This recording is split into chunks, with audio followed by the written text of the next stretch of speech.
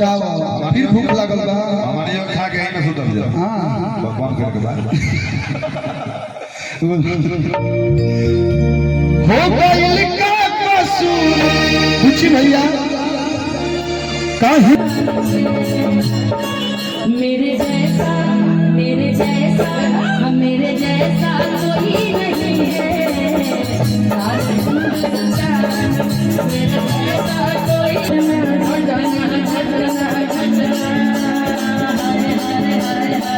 मरी जाए के तो घटना अपन के चश्मा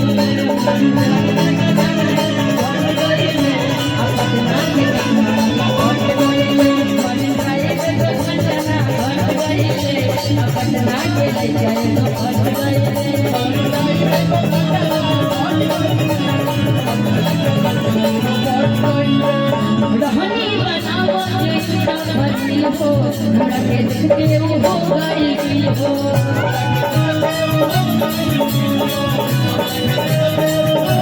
वही जब देखी हमकी डट गई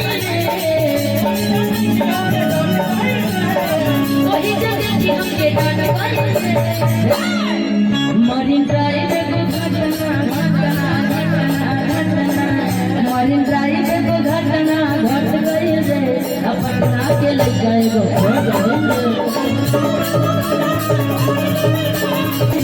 अपना के लग गए गो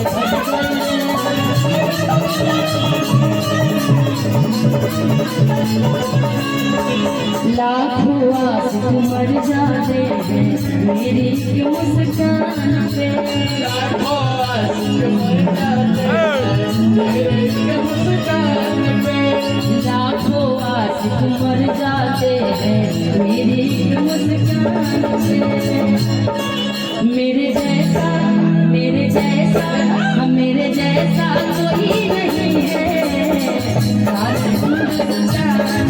मेरे जैसा कोई नहीं है। सारे हिंदुस्तान में लाखों आशिक मर जाते हैं मेरी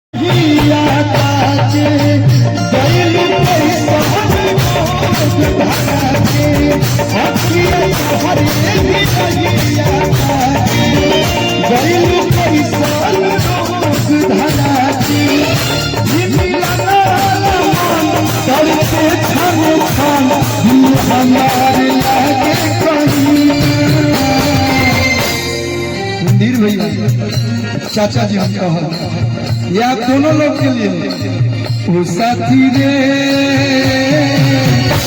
भैया भैया जब साथी बोला तो दोनों लोग हाथ पकड़िए और खड़ा होकर एक बार हाथ ऐसे ऊपर कर दिए सारे लोग ताली बजाएंगे वो साथी रे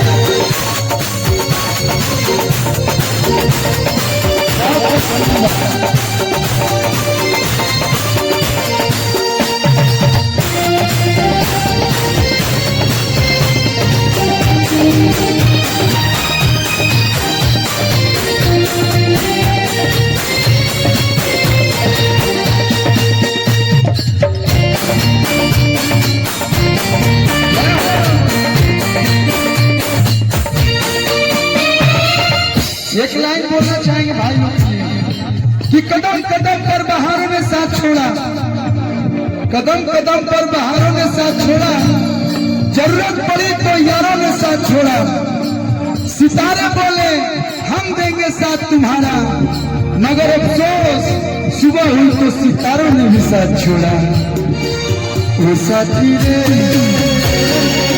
तेरे बिना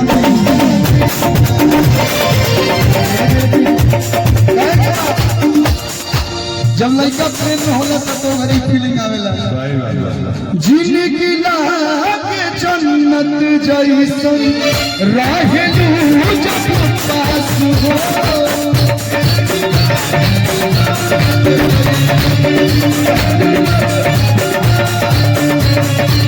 सपने से जुड़ा भरल का इतना निकाल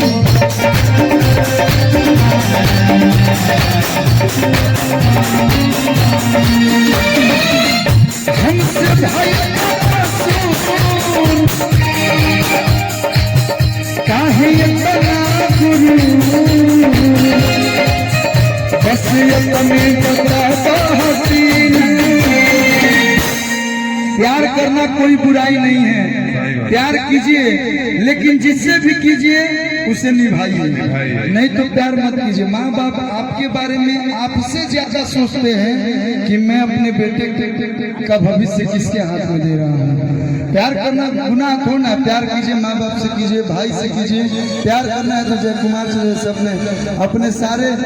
अपने सारे युवा साथी, सारे अपने दोस्त मित्र से आप कर रहे हैं। आपके लिए देखिए, इस कड़ाके की ठंडी में 2 बज रहा है और हमारा नहीं खेला कि क्यों हिलल बा और लोग आवते बा, हाई खाली वाला भर गए।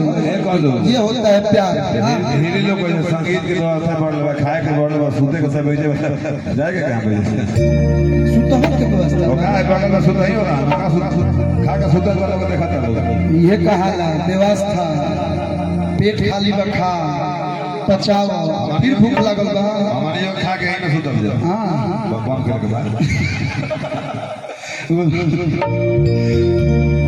गइल का कसूर कुछ भैया काहे इतना गुरु वो बसियत में बताता हसीना। साथी रे तेरे बिना भी क्या जीना, तेरे बिना भी क्या जीना। साथी रे तेरे बिना भी क्या जीना, तेरे बिना भी क्या जीना। साथी रे तेरे बिना भी क्या जीना, तेरे बिना भी क्या। बहुत बहुत धन्यवाद, अच्छा लगा लोग के चारों तरफ से फिर से बहुत बहुत बहुत धन्यवाद। और एक बार जोरदार ताली साउंड सिस्टम खातिर आप लोग बजा दे लोग, बहुत प्यारा साउंड बा। हम हमारा हिसाब से कृष्णा साहब सिंगर जो होते हैं वो 20%